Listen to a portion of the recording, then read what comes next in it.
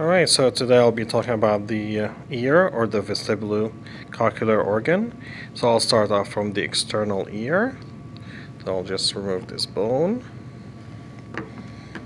So this is the external ear. That's the middle ear.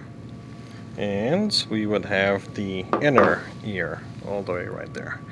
So initially, or the first thing will be the arcle. Then we would have the external acoustic meatus, and that's where the sound will be traveling into the tympanic membrane. If I'll take this tympanic membrane, that's the eardrum, as we all know. That's the middle portion.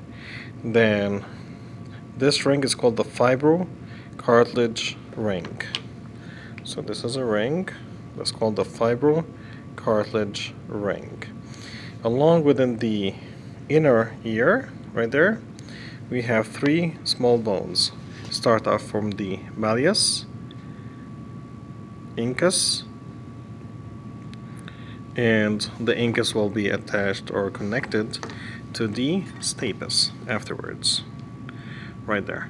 So this is the stapes, and that's where the beginning of the inner ear will start off.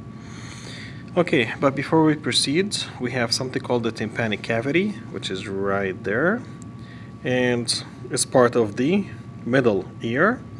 And we have the Eustachian tube, okay, sometimes called the Eustachian tube or the pharyngeotympanic tube itself, and it's just a connection between the ear drum or the middle ear and the pharynx itself. And besides, we have a muscle that's called the tensor tympani muscle, and we have a different muscles called the tensor villi palatine muscle.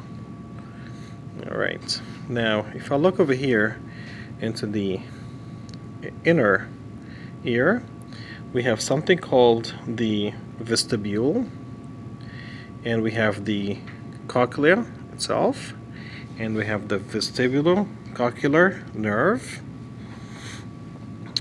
and we have the semicircular canals. We have three of them. We have one that's anterior, one that's posterior, and one that's lateral. So this is the lateral semicircular canal, and this portion is called the bony ampoule. So if it's within the lateral semicircular canal, we will call this the lateral bony ampulla. This is the anterior bony ampulla, and that portion right there will be called the anterior bony ampulla as well. Right there, the posterior. So again, this is the lateral because it's towards the ear, towards the outside portion or the lateral aspects. This is anterior, and this is posterior semicircular canals.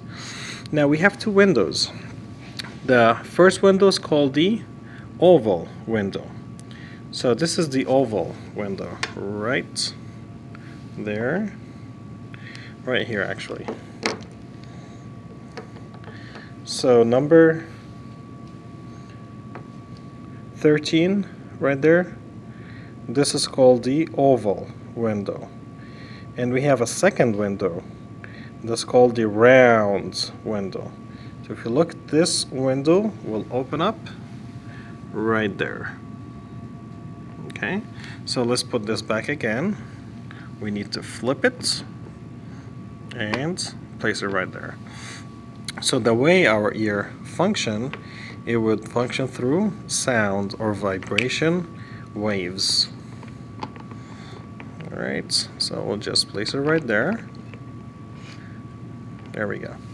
So let's back up a little bit. So if we have a sound, it will travel through here, through the external portion or the external ear, into the tympanic membrane, causing some vibration within the malleus, into the incus, and from there it will move along from the incus into the stapes bone right there, And within the stapes bone, that's where the oval window preceding the sound into the vestibule, passing along the semicircular canals, and within this semicircular canals we will have different labyrinth. Okay, and it's kind of a fluid that's enclosed within the lymph right there, or the perilymph. So we have the perilymph and the endolymph. Alright, and from there we have the cochlea. Looks like a snail-like or a snail-like. And from there we'll have the vestibulocochlear nerve, which is cranial nerve number 8. Alright, so I hope that this video kind of helped through, and you guys have a great day. Please don't forget to subscribe and like our videos.